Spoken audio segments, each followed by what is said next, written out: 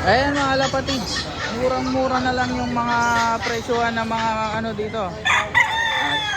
Yung mga Texas, nagre-range ng 800 to 25 mga lapatids. Depende sa klase ha. Mga kalapate, 50 hanggang 350 mga lapatids. Iba-iba yun, depende. Mga bantam mga lapatids, 250 to 350 mga lapatids.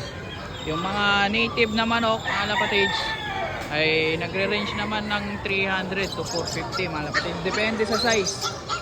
Yung mga aso dito, pag normal lang, mga 200, 300, mga may ano, abot ng 2K, 3K, mga may lahi, mga lapatid. Ano, yung ganito, mga magaganda, mga 2,000 yan, mga lapatid.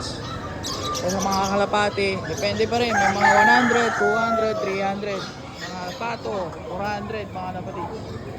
400. Sa bala ako, abot ng 700 yun, mga lapatid. Ayan, ayan. Ito mga to, ano to mga tag 1,000 yung mga yan. Maganda mga lapatid. Mga tag 500 to, 500 to. May mga pato, may mga 350 dyan, may mga 400. Gansu, 1.5 to 1K to 1.5 isa. Yung mga bibe, maliliit pa mga lapatid, abot ng mga 150 to 200 mga lapatid. Pabo, mga lapatid, 2K to 1.5. Yung mga lapatid, iba't ibang klase ng hayop. Pasyal na kayo dito, pinost ko po yung pwesto nito. Yung mga kambing, nagre-range po ng 4,000 pataas. Depende yan. Ayan, mga lapatid. May mga lovebirds, may mga gapi dito.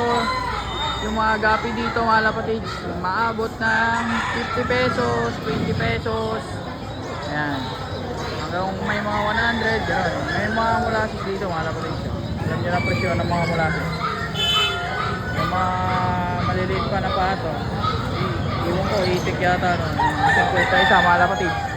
At 50 isa. Pero marami talaga mga kalapati dito. Makakapili kayo ng maganda. Tag 100, 300, depende yan mga lapatids.